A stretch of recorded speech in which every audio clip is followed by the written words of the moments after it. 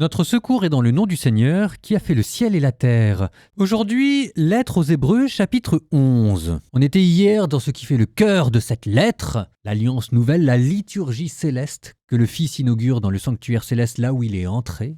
Nous allons conclure cette démonstration doctrinale en reprenant cette notion de sacerdoce. Le sacerdoce, c'est l'offrande que donne un prêtre et comment il offre ce sacrifice. Vous sentez que là, on a une manière d'aborder l'œuvre de la rédemption, non pas du côté des souffrances du Christ, ça on l'a dit dans les évangiles, non pas même du côté de la justification, de la transformation psychologique que ça opère en nous, ça c'était plutôt la lettre aux Romains. Ici on est dans la valeur cultuelle. Le sacrifice de Jésus nous sauve parce qu'il nous fait rentrer dans le sanctuaire. Il inaugure un nouveau culte, une nouvelle liturgie, une nouvelle manière de prier, une manière de prier efficace, grâce à Jésus. Une fois qu'on aura conclu cette démonstration sur cette nouvelle liturgie, là on basculera gentiment vers une exhortation finale. Vous entendrez ces mots, ce sera le verset 19. « Frères, c'est avec assurance que nous pouvons entrer dans le véritable sanctuaire grâce au sang de Jésus. » Parce que c'est pas le tout de parler de la prière et du sacrifice de Jésus, il faut aussi qu'on rentre dedans, qu'on participe à ce culte, que nous entrions dans le sanctuaire céleste. Bonne écoute.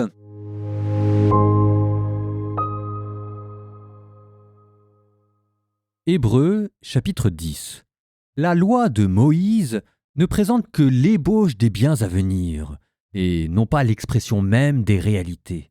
Elle n'est donc jamais capable, par ses sacrifices qui sont toujours les mêmes, offerts indéfiniment chaque année, de mener à leur perfection ceux qui viennent y prendre part. Si ce culte les avait purifiés une fois pour toutes, ils n'auraient plus aucun péché sur la conscience. Et dans ce cas, n'aurait-on pas cessé d'offrir les sacrifices ? Mais ceci, au contraire, comporte chaque année un rappel des péchés. Il est impossible, en effet, que du sang de taureau ou de bouc enlève les péchés. Aussi, en entrant dans le monde, le Christ dit « Tu n'as voulu ni sacrifice ni offrande, mais tu m'as formé un corps. Tu n'as pas agréé les holocaustes ni les sacrifices pour le péché. » Alors j'ai dit, me voici, je suis venu, mon Dieu, pour faire ta volonté, ainsi qu'il est écrit de moi dans le livre. Le Christ commence donc par dire, tu n'as pas voulu ni agréer les sacrifices et les offrandes, les holocaustes et les sacrifices pour le péché, ceux que la loi prescrit d'offrir. Puis il déclare, me voici, je suis venu pour faire ta volonté. C'est ainsi qu'il supprime le premier état de choses pour rétablir le second. Et c'est grâce à cette volonté que nous sommes sanctifiés par l'offrande que Jésus-Christ a faite de son corps une fois pour toutes. Tout prêtre, chaque jour, se tenait debout dans le lieu saint pour le service liturgique et il offrait à maintes reprises les mêmes sacrifices qui ne peuvent jamais enlever les péchés. Jésus-Christ, au contraire, après avoir offert pour les péchés un unique sacrifice, s'est assis pour toujours à la droite de Dieu. Il attend désormais que ses ennemis soient mis sous ses pieds. Par son unique offrande, il a mené pour toujours à leur perfection ceux qu'il sanctifie.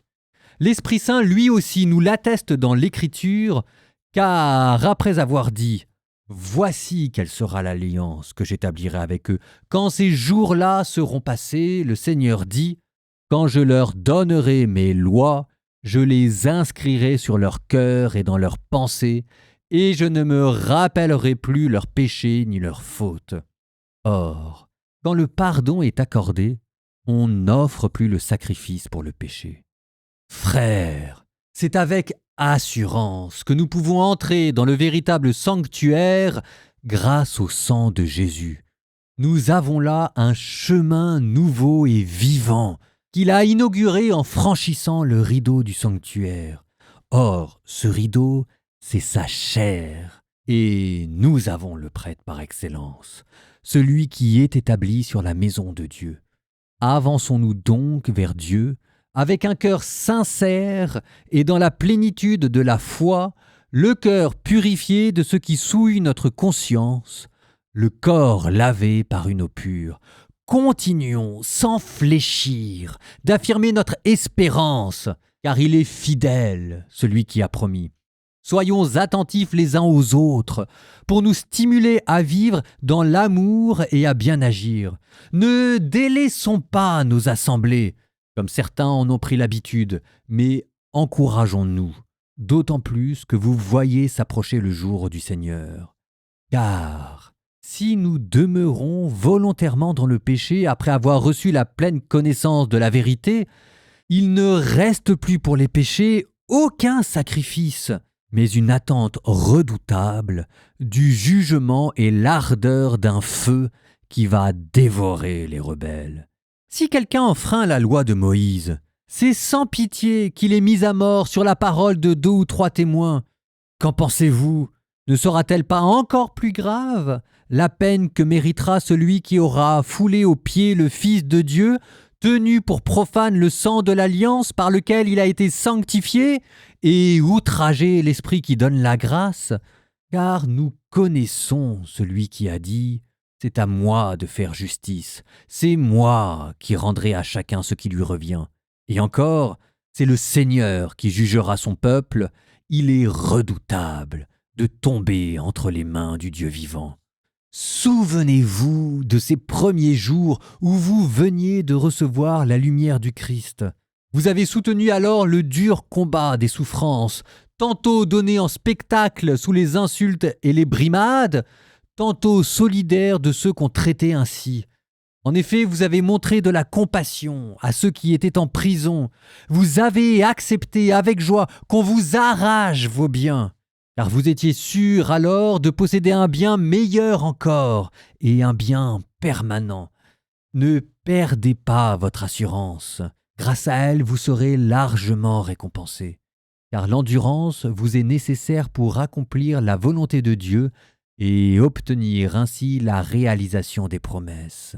En effet, encore un peu, très peu de temps, et celui qui doit venir arrivera. Il ne tardera pas. Celui qui est juste à mes yeux, par la foi, vivra. Mais s'il abandonne, je ne trouve plus mon bonheur en lui. Or, nous ne sommes pas, nous, de ceux qui abandonnent et vont à leur perte, mais nous sommes de ceux qui ont la foi et sauvegardent leur âme.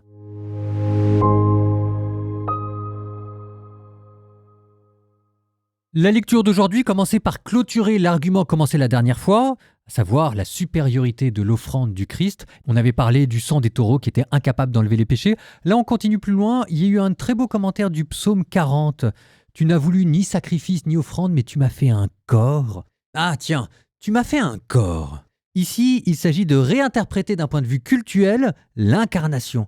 Le Verbe s'est fait chair pour avoir quelque chose à offrir à Dieu, sa propre chair. Le psaume continuait, « Tu n'as pas agréé ni holocauste ni sacrifice. » Ça, c'est la fin de l'ancienne liturgie sacrificielle, les sacrifices du temple. Et le psaume continue, « Alors j'ai dit, me voici Seigneur, je viens faire ta volonté. » C'est assez beau parce que ce que ce psaume, mine de rien, veut dire, c'est qu'on avait déjà prévu qu'il y aurait un nouveau sacerdoce et qu'à la place d'offrir des holocaustes et des sacrifices, ce sacerdoce culminerait dans l'obéissance. Faire la volonté de Dieu, ça c'est le sacrifice qui plaît à Dieu. Je suis venu faire ta volonté. Et le psaume, d'ailleurs, continue à la fin, là c'est pas cité, mais « Tu ne refuses pas, ô mon Dieu, un corps brisé et broyé. » Ça c'est Dieu qui accepte le sacrifice. Alors ça devient de plus en plus subtil. Et là, ça continue, c'est peut-être juste un détail pour vous, mais manifestement, ça compte beaucoup pour l'auteur. Il disait que avant, le grand prêtre selon l'ordre d'Aaron, offrait les sacrifices, mais il les offrait debout. Il en offrait plusieurs. Alors que le Christ, lui, il a offert un seul sacrifice, parce qu'il est comme ça, il n'en avait pas besoin de plusieurs, sacrifice parfait, et ensuite il s'est assis, symbole de la complétude et de l'achèvement. Et de là, on retourne à cette alliance que le Christ a inaugurée. Alors, je suis d'accord pour dire qu'on tourne et on retourne autour des mêmes thèmes. C'est pas toujours facile de voir quels sont les nouveaux points. En tout cas, là, il vous redonnait une citation de Jérémie qui parle de la nouvelle alliance. Et si jamais il y a une citation dans tout l'Ancien Testament à retenir, c'est celle-là. « Voici quelle sera l'alliance que j'établirai avec eux quand ces jours seront passés, dit le Seigneur.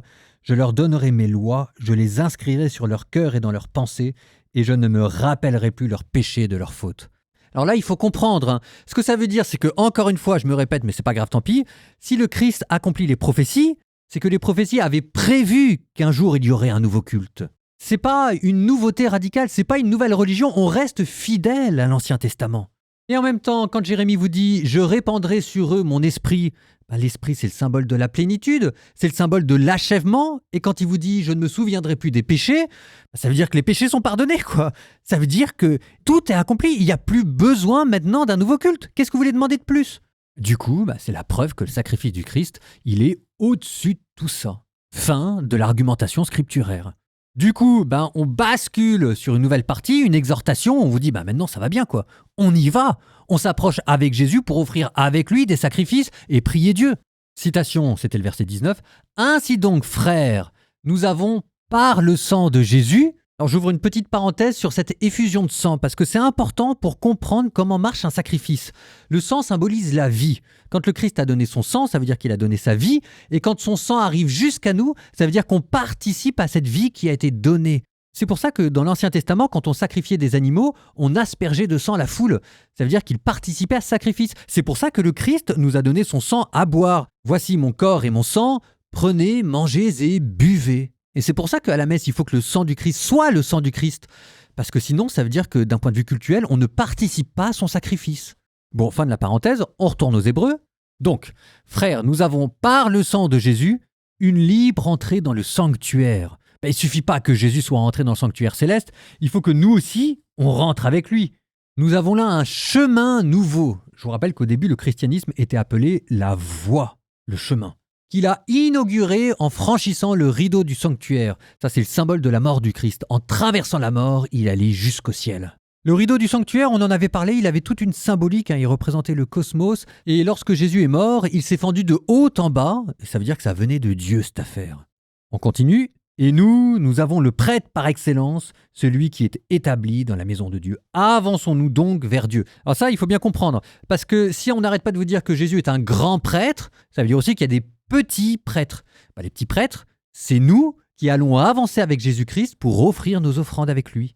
Et là, l'auteur vous disait que pour s'approcher avec Jésus-Christ et pénétrer dans le sanctuaire, on avait besoin de 3 choses, de la foi, de l'espérance et de la charité. La foi, c'était le verset 22. Approchons-nous donc avec un cœur sincère dans la plénitude de la foi. L'espérance, c'était le verset 23. Retenons fermement la confession de notre espérance.